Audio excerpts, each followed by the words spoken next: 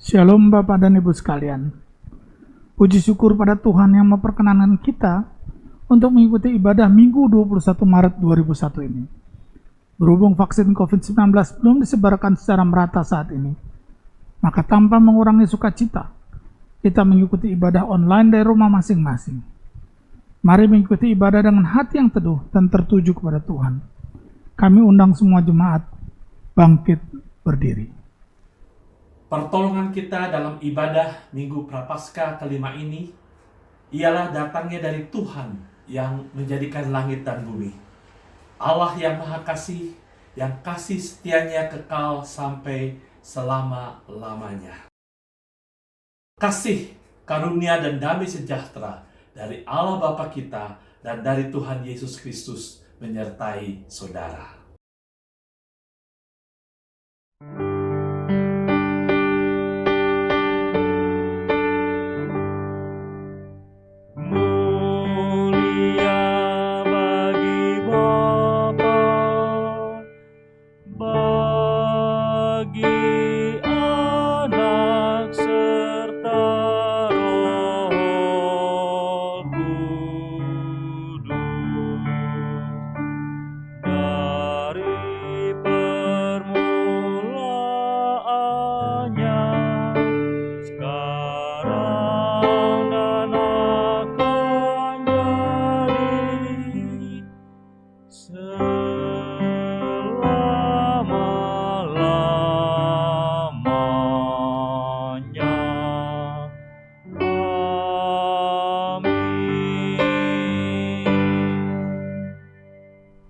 Jemaat yang terkasih dalam Tuhan Yesus Kristus, nas pemimpin dalam ibadah Minggu Prapaskah 5 ini terambil dari Mazmur 145 ayat 1-3.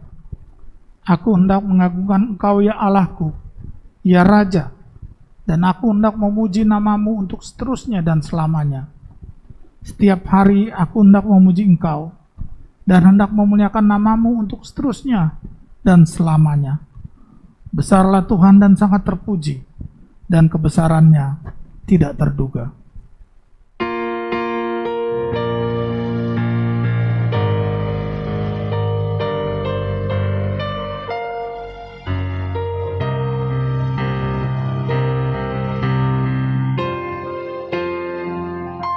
Bila kulihat bintang gemerlap dan bunyi gururiku dengar, ya Tuhanku, tak putus aku heran melihat ciptaanmu yang besar. Maka jiwaku pun memujimu, sungguh besar Kau Allahku. Maka jiwaku pun memujimu, sungguh besar Kau Allahku.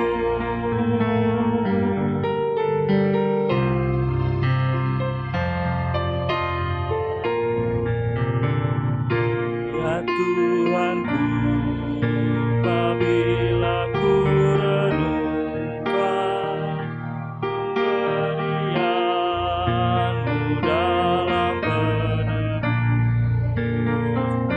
ku tertegun bagiku dicurahkan oleh Putra-Mu darahnya kudus. Maka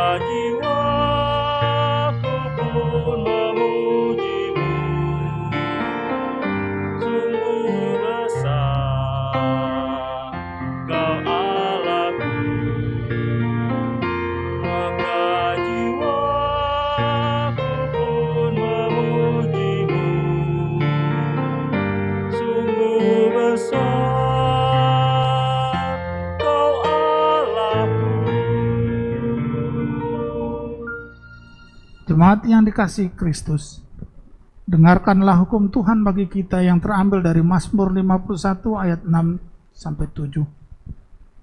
Terhadap engkau sajalah aku telah berdosa dan melakukan apa yang kau anggap jahat, supaya ternyata engkau adil dalam putusanmu, bersih dalam penghukumanmu. Sesungguhnya dalam kesalahan aku diperanakan, dalam dosa aku dikandung ibuku.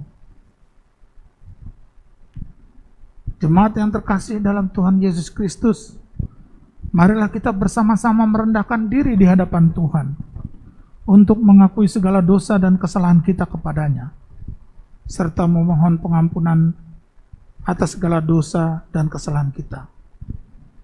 Mari kita berdoa. Di hadapan-Mu ya Tuhan, kami telah mengakui dosa. Berkenanlah ya Tuhan untuk mengampuni dosa-dosa kami. Dalam nama Tuhan Yesus, kami berdoa.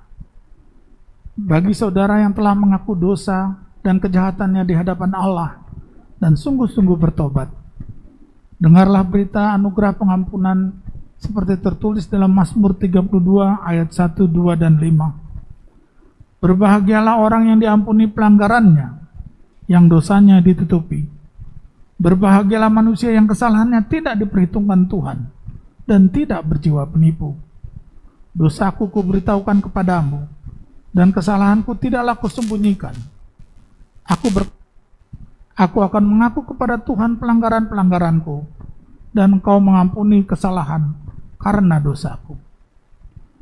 Berdasarkan firman Tuhan ini, maka sebagai hamba Yesus Kristus, saya memberitahukan bahwa pengampunan dosa telah berlaku bagi kita dalam nama Bapa, Anak, dan Roh Kudus. Amin. Syukur kepada Allah untuk kasih dan anugerahnya yang besar kepada kita. Marilah kita saling memberikan salam damai, karena Tuhan telah mendamaikan kita.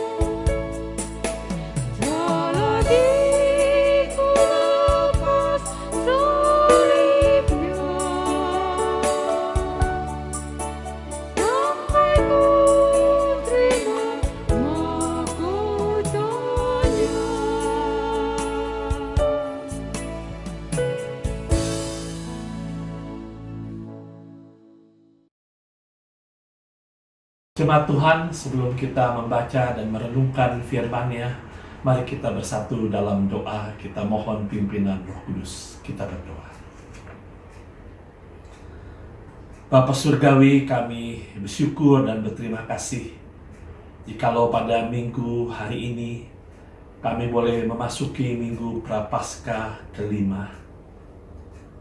Dan kami juga bersyukur untuk kesempatan kami boleh membaca dan merenungkan firman-Mu.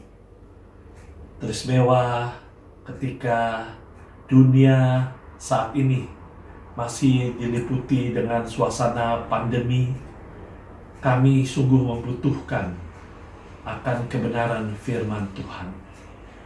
Biarlah firman Tuhan ini boleh menjadi kekuatan, menjadi pedoman bagi kami untuk menghadapi masa-masa sulit ini. Begitu juga ketika kami menghayati akan minggu-minggu sengsara ini. Pakailah hamba-Mu dengan segala kekurangan dan keterbatasannya. Tuhan, persiapkan hati jemaat-Mu. Biarlah firman Tuhan yang kami boleh dengar, boleh kami lakukan di dalam kehidupan kami sehari-hari. Ya Tuhan, berbicaralah pada kami semua, karena kami anak-anak-Mu siap untuk mendengarkannya. Di dalam nama Tuhan Yesus, firman yang hidup, kami berdoa. Amin.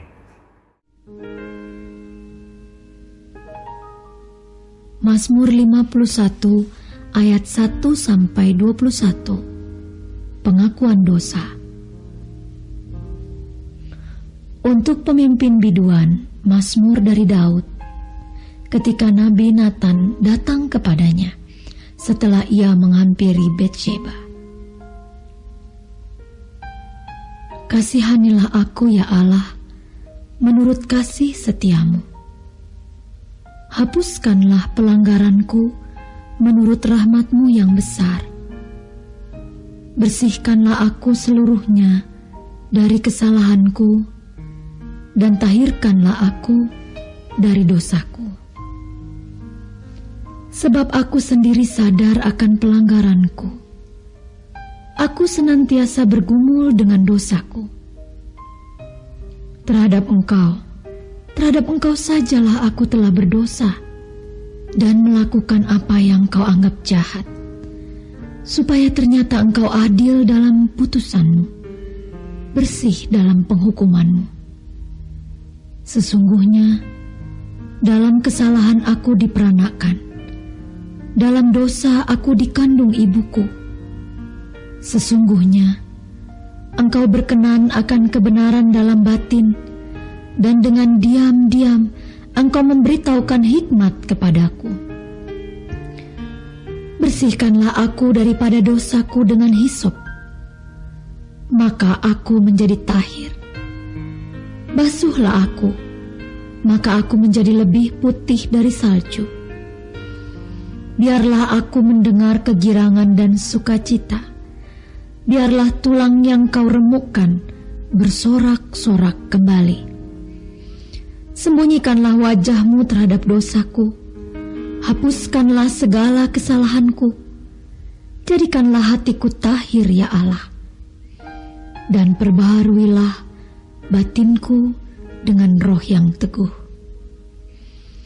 Janganlah membuang aku dari hadapan-Mu, dan janganlah mengambil roh-Mu yang kudus daripadaku. Bangkitkanlah kembali padaku kegirangan karena selamat yang daripada-Mu, dan lengkapilah aku dengan roh yang rela. Maka aku akan mengajarkan jalan-Mu kepada orang-orang yang melakukan pelanggaran, supaya orang-orang berdosa berbalik kepadamu.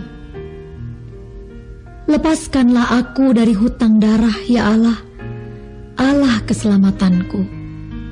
Maka lidahku akan bersorak-sorai memberitakan keadilan-Mu. Ya Tuhan, bukalah bibirku, supaya mulutku memberitakan puji-pujian kepadamu. Sebab Engkau tidak berkenan kepada korban sembelihan. Sekiranya ku persembahkan korban bakaran, engkau tidak menyukainya. Korban sembelihan kepada Allah ialah jiwa yang hancur, hati yang patah dan remuk. Tidak kau pandang hina, ya Allah. Lakukanlah kebaikan kepada Sion menurut kerelaan hatimu. Bangunkanlah tembok-tembok Yerusalem, maka engkau akan berkenan kepada korban yang benar, korban bakaran dan korban yang terbakar seluruhnya. Maka orang akan mengorbankan lembu jantan di atas mezbahmu.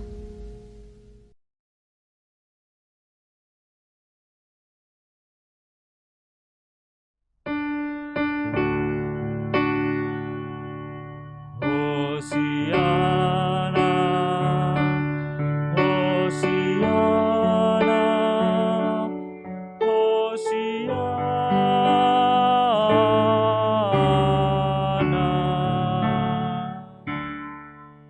Saudara yang dikasihi Tuhan Yesus, kita bersyukur untuk pimpinan dan perlindungan Tuhan hingga saat ini.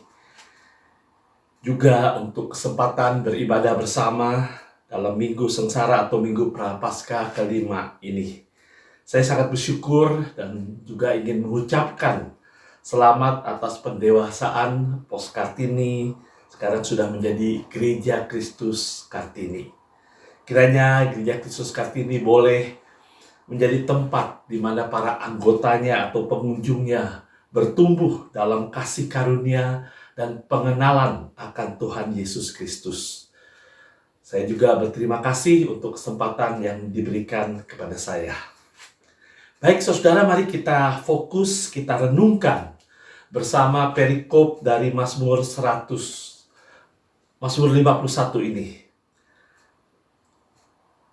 Apakah saudara pernah ditegur atau dikritik orang? Tentu pernah ya. Apa reaksi kita? Bukankah reaksi umum yang sering terjadi, kita tidak begitu saja menerimanya? Bahkan kita bisa menjadi tersinggung dan marah kalau kita merasa tidak bersalah. Apalagi kalau teguran atau kritik itu dilakukan di tempat umum. Kita merasa direndahkan, dipermalukan. Memang ada teguran atau kritik yang mendidik, yang membangun, yang dapat membuat seseorang menjadi sadar akan kesalahannya dan bertobat. Namun yang sering terjadi adalah teguran atau kritik yang justru mematahkan semangat atau membuat hubungan relasi antara teman atau sesama menjadi renggang, bahkan bisa putus. Ada juga teguran atau kritik yang walaupun itu dilakukan dengan tujuan atau maksud yang baik, namun sayangnya tidak disertai dengan motivasi yang benar dan juga disampaikan dengan cara yang keliru. Contoh sederhana adalah ketika seseorang menegur, "Mengapa kamu datang selalu terlambat ke gereja? Kamu kan bertugas hari ini. Saya ini kalau pelayanan selalu 1 jam sebelumnya sudah tiba di gereja." Nah saudara, kalau kita mendengar teguran seperti ini, apa yang menjadi motivasi atau fokus orang yang menegur itu? Tentu bukan untuk memperbaiki perilaku orang lain, tetapi justru untuk menonjolkan diri sendiri, bukan? Nah, selain motivasi yang keliru, teguran atau kritik juga bisa disampaikan dengan kata-kata atau cara yang kurang bijaksana. Misalnya, dalam acara resepsi atau makan bersama, seorang berkata, "Ini kamu yang masak ya? Kok rasanya tawar?" Apalagi kalau teguran, kritik itu disampaikan di media sosial seperti Facebook atau WhatsApp group yang dalam hitungan detik beritanya sudah tersebar luas di seluruh dunia.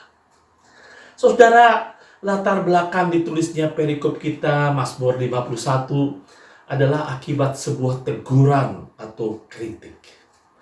Teguran atau kritik ini disampaikan oleh Nabi Nathan kepada Daud yang pada waktu itu menjabat sebagai Raja Israel. Kita bisa bayangkan bagaimana kalau kita diberi tugas untuk menegur seorang raja. Apakah kita berani melakukannya? Walaupun kita tahu bahwa sang raja telah membuat kesalahan. Tentu tidak mudah, bukan? Karena risikonya besar. Kalau kita menegur seseorang yang mempunyai kekuasaan atau posisi yang tinggi. Namun tidak demikian bagi Nabi Nathan. Tidak menjadi masalah kalau ia menegur Raja Daud. Karena bagi Nabi Nathan, dia lebih takut kepada Tuhan daripada manusia. Oleh karena itu, ia berani menegur Raja Daud dengan segala risikonya. Bahkan juga ia berhasil membuat Raja Daud menyadari dosanya dan mengakuinya. Nah, bagaimana cara Nabi Nathan menegur Raja Daud? Ternyata ia menegur Raja Daud dengan cara yang bijak dan sesuai dengan firman Tuhan. Kalau kita membaca dari 2 Samuel 12 ayat 1 sampai 25, kita tahu bahwa Nabi Nathan tidak menegur secara langsung kepada Daud dan juga tidak dilakukan di depan umum. Tetapi dia mendatangi Raja Daud secara pribadi dan menegurnya melalui sebuah cerita. Cerita yang pada awalnya membuat Raja Daud berpikir dan tidak menyadari bahwa tokoh yang dimaksud dalam cerita Nabi Nathan itu adalah dirinya sendiri. Ketika Raja tahu bahwa dialah yang dimaksud, berkatalah Nabi Nathan dengan berani kepada Raja Daud, "Mengapa engkau menghina Tuhan dengan melakukan apa yang jahat di matanya? Urea orang Het itu kau biarkan ditewaskan dengan pedang. Istrinya kau ambil menjadi istrimu. Dan dia sendiri telah kau biarkan dibunuh oleh pedang Bani Amon." 2 Samuel 12 ayat 9. Saudara, suatu perkataan yang berani dan keras ditujukan kepada seorang raja. Namun kita ingin tahu apa reaksi dari Raja Daud pada waktu itu. Ternyata Daud yang pada waktu itu menjabat sebagai raja dan mempunyai kekuasaan tidak tersinggung dengan teguran atau kritik itu. Bukankah ini suatu teladan yang baik bagi kita semua?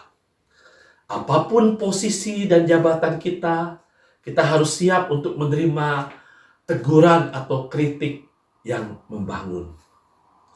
Karena melalui teguran atau kritik kita bisa mengintrospeksi diri. Tidak ada seorang pun yang sempurna. Karena dalam diri seseorang ada yang dinamakan blind spot. Bagian dalam diri kita atau hidup kita yang tidak dapat kita lihat sendiri. Misalnya kelemahan kita. Hanya orang lain yang sanggup melihat kekurangan atau kelemahan kita. Kesediaan atau keterbukaan kita untuk mau menerima teguran dan belajar dari kesalahan, itulah kerendahan hati. Dalam Yakobus 4 ayat 6 dikatakan, Allah menentang orang yang congkak, tetapi mengasihani orang yang rendah hati. Saudara, Raja Daud mau menerima teguran dan kritik dari Nabi Nathan. Ia dengan rendah hati mau menyadari dan mengakui dosanya. Saudara, Mazmur 51 ini memang dikenal sebagai doa pengakuan dosa Daud. Dengan hati yang hancur, Daud datang kepada Tuhan dan memohon pengampunan atas segala dosa-dosanya. Ia juga memohon belas kasihan dari Tuhan. Dari doa pengakuan Daud ini, kita tahu bahwa sebetulnya Daud bergumul. Dia menderita akibat dosanya itu. Saudara, memang dosa selalu menyebabkan sengsara atau penderitaan dalam diri manusia. Akibat dosanya, hati dan pikiran Daud menjadi tidak damai, tidak tenang. Dalam ayat yang ke-9, kita melihat bagaimana Daud begitu merindukan pengkudusan atau penyucian ilahi yang dapat membersihkan dosanya secara total. Saudara, Daud merasa malu dengan dosanya, sehingga ia memohon kepada Allah untuk menyembunyikan wajahnya dari dosanya. Sembunyikanlah wajahmu terhadap dosaku. Ayat yang ke-11.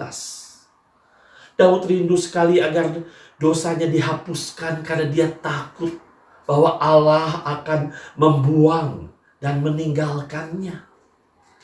Saudara, kita bisa merasakan betapa sedih dan kesepian kalau kita ditinggal atau diasingkan dari lingkungan atau teman-teman kita. Terlebih lagi, saudara, kalau kita merasa bahwa kita ditinggal oleh Tuhan. Saudaraku, Raja Daud tidak saja berdoa untuk pengampunan dan penghapusan dosanya, tetapi dia juga memohon diperbaharui batinnya. Dia berkata dalam ayat yang ke-12, "Jadikanlah hatiku tahir ya Allah, dan perbaharuilah batinku dengan roh yang teguh." Yang menarik untuk diperhatikan di sini adalah kata yang dipakai untuk jadikanlah.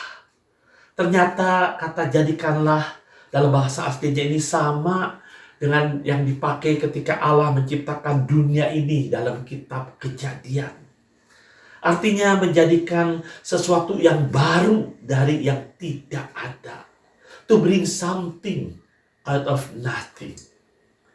Jadi kalau Daud memohon, "Jadikanlah hatiku tahir dan perbaharuilah batinku," itu berarti bahwa Daud tidak saja memohon agar hidupnya diperbaiki, tetapi dia juga ingin betul-betul dipulihkan, dijadikan baru. Nah, pertanyaannya, bagaimana hidup seseorang atau hidup kita sebagai orang berdosa bisa disucikan dan dijadikan baru? Bagaimana caranya dosa kita bisa dihapuskan? Alkitab memberi kesaksian bahwa hanya ada 3 cara untuk dapat menyucikan atau menguduskan hidup kita dari dosa.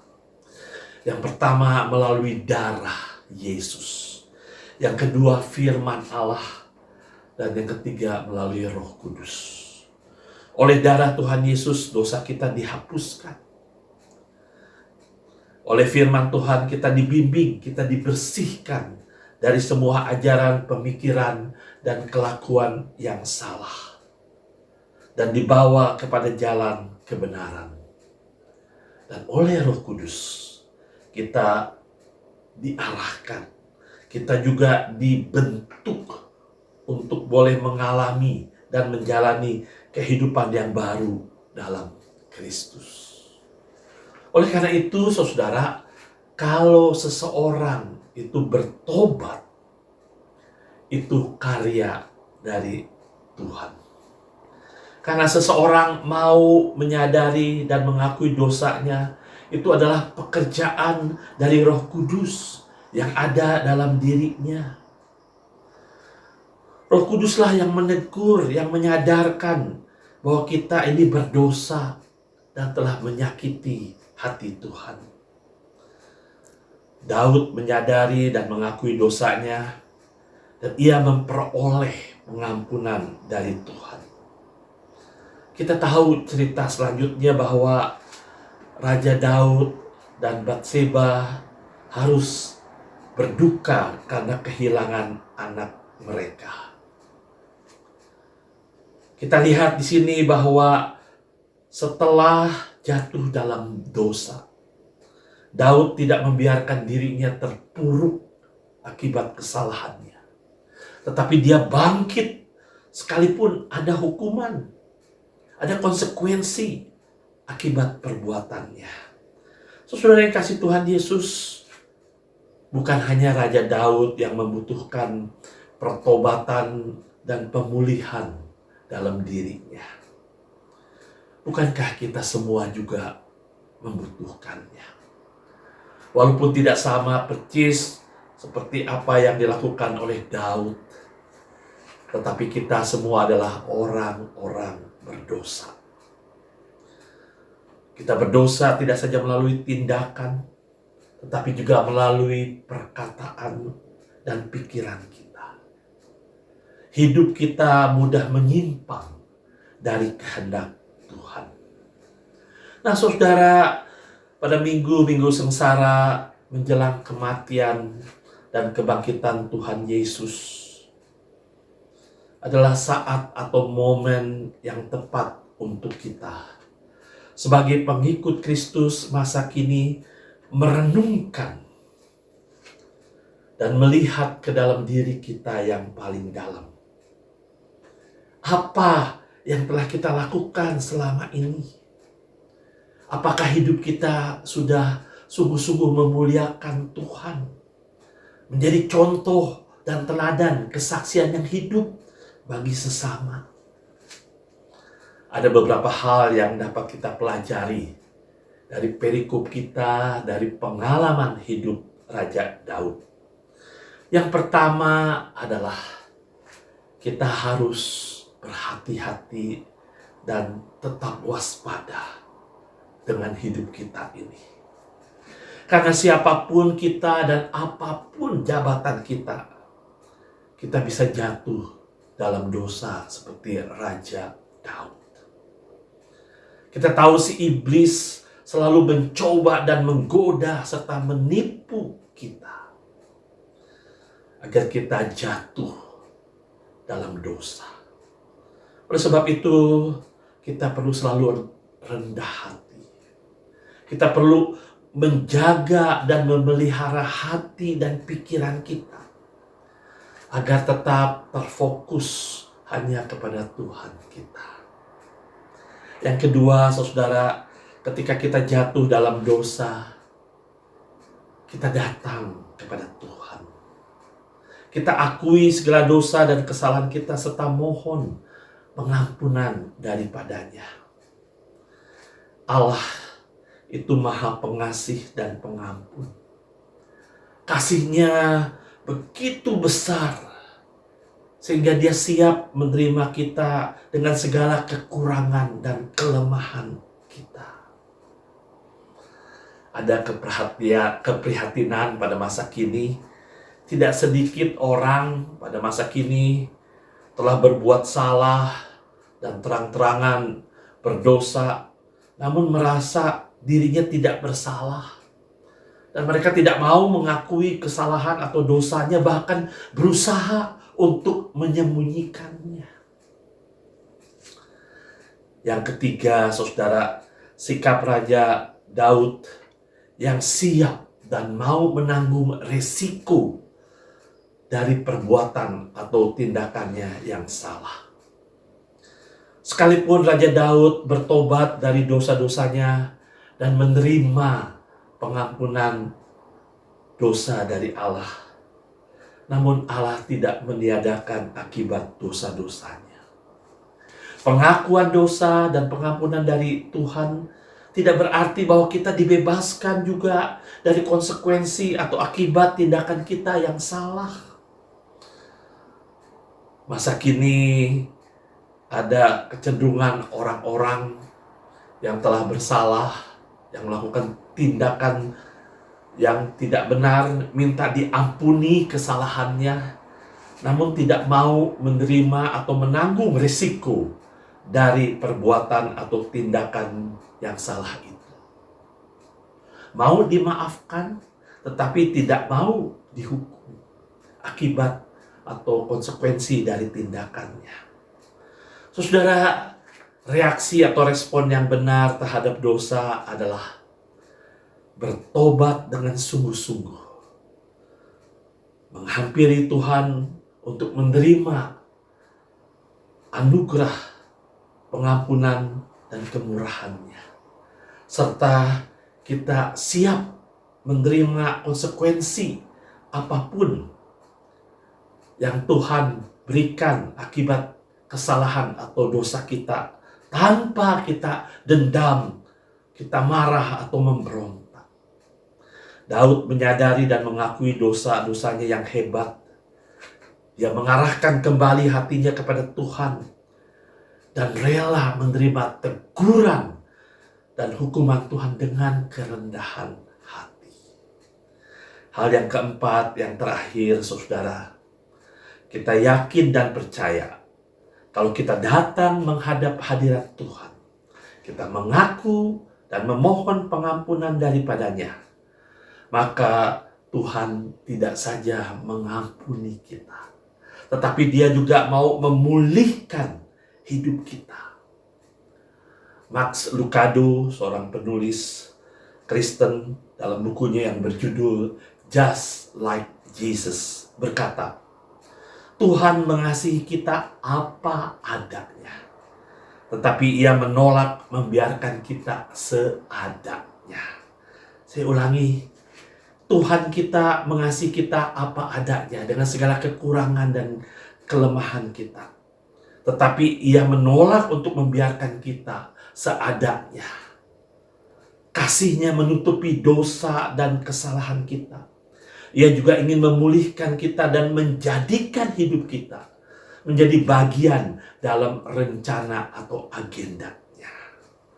Nah, saudaraku, ingat, selalu ada kesempatan yang kedua ketika kita jatuh dalam dosa. Asal kita mau mengaku, bertobat, dan memohon pengampunan dari Tuhan. Tuhan Yesus telah membayar lunas dosa-dosa kita dengan kematian-Nya di atas kayu salib dan kebangkitan-Nya. Itulah berita sukacita buat kita, orang-orang yang berdosa.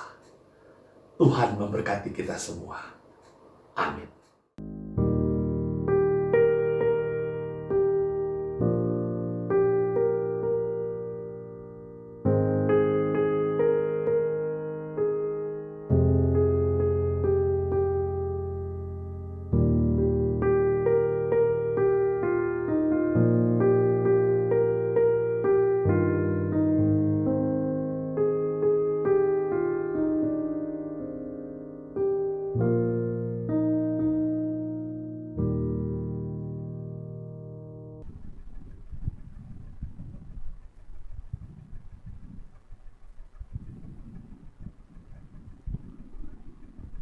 Sebagai gereja di segala abad dan tempat, marilah kita mengakui iman percaya kita sesuai dengan pengakuan iman rasuli. Karena itu saya undang jemaat untuk bangkit berdiri.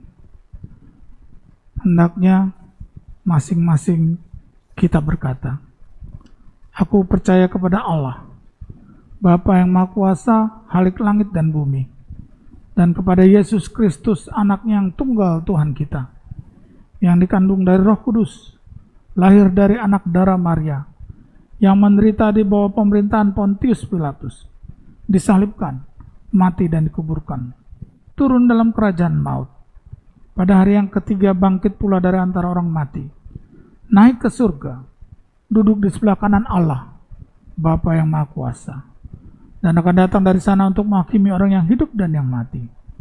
Aku percaya pada Roh Kudus, gereja yang kudus dan am, persekutuan orang kudus, pengampunan dosa, kebangkitan orang mati, dan hidup yang kekal. Amin. Bapak Ibu sekalian, demi menunjang pelayanan kita, ada beberapa penegasan warta yang perlu disampaikan dan dapat disimak melalui tayangan layar berikut ini.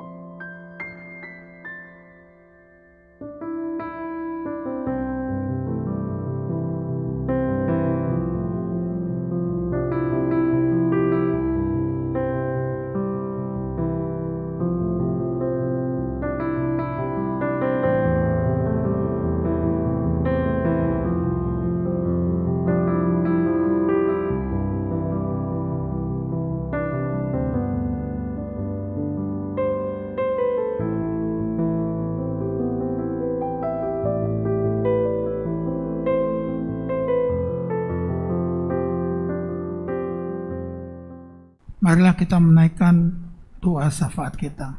Mari kita berdoa. Allah Bapa yang bertata dalam kerajaan surga, Allah yang kami kenal dalam Tuhan kami Yesus Kristus.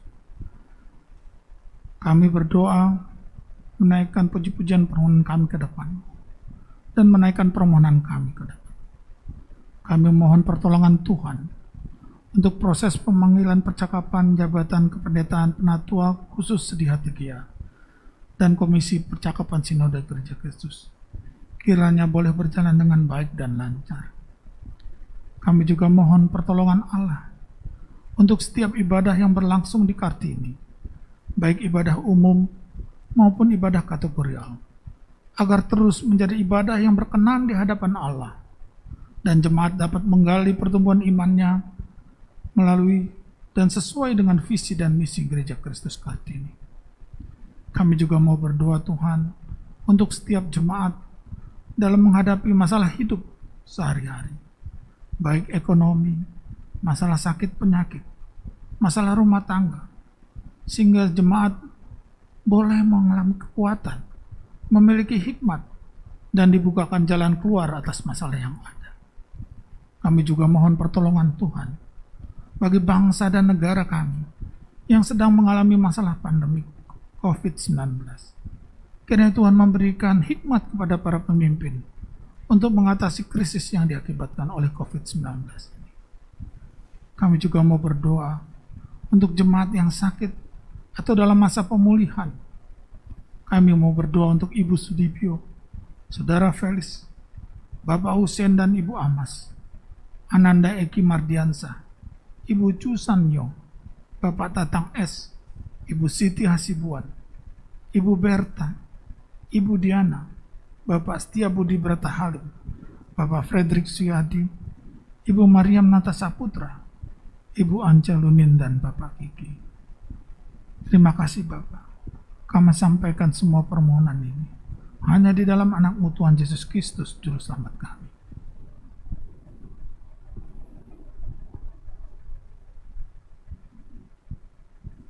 Jemaat yang terkasih, dengan penuh sukacita dan kerelaan, marilah kita memberikan persembahan syukur kepada Tuhan sebagai rasa ungkapan syukur kita atas segala berkat yang telah nyatakan dalam kehidupan kita, walaupun dalam situasi yang sulit saat ini. Persembahan dapat dilakukan dengan dua cara, yaitu secara virtual dengan mengirimkan ke rekening BP Gereja Kristus Kartini seperti tertera di layar. Persembahan bisa juga disampaikan dengan cara mengumpulkan dan memasukkan ke kotak persembahan yang tersedia di tata usaha gereja atau menyerahkan saat ibadah dimulai. Mari kita memberikan persembahan dengan mengingat firman Tuhan dalam Matius 6 ayat 19-20. Janganlah kamu mengumpulkan harta di bumi ngengat dan karat merusakkannya, dan pencuri membongkar serta mencurinya. Tapi kumpulkanlah bagimu harta di surga. Di surga ngengat dan karat tidak merusakkannya, dan pencuri tidak membongkar serta mencurinya.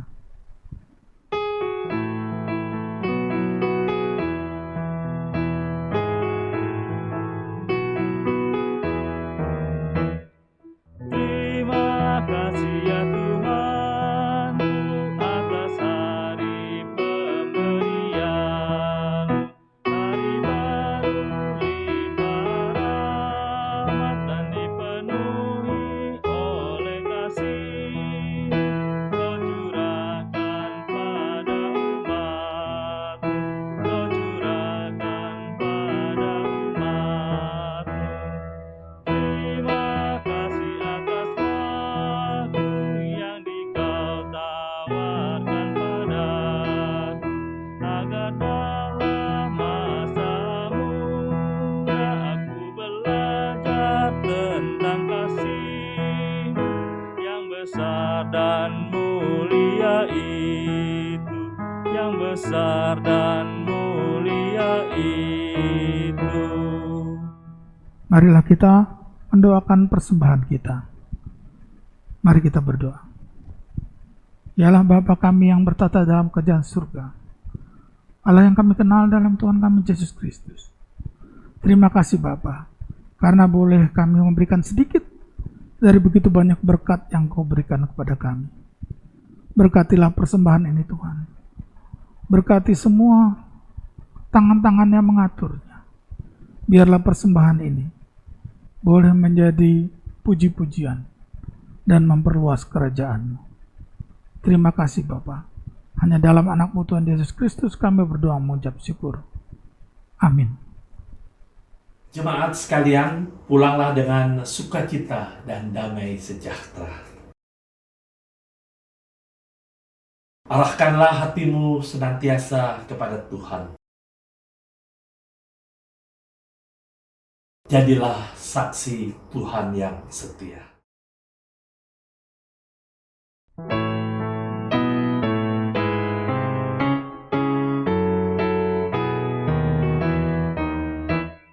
Ku mau setia karena ku dipercaya.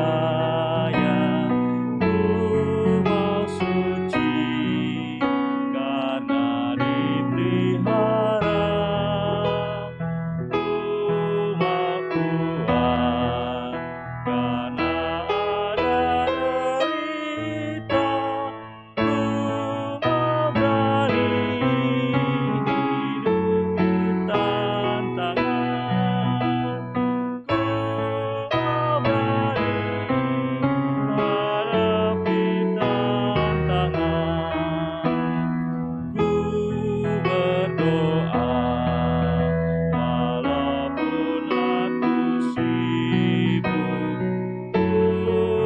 selalu dekat dengan Tuhan.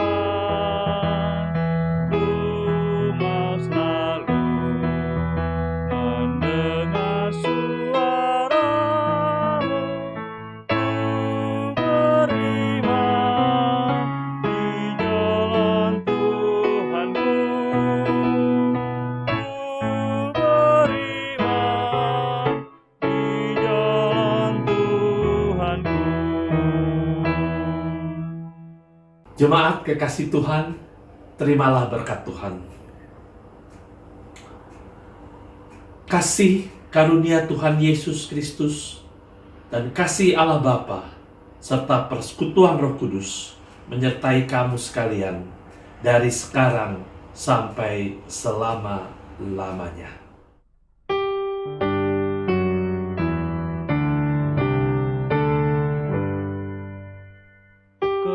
Kepada Allah dipuji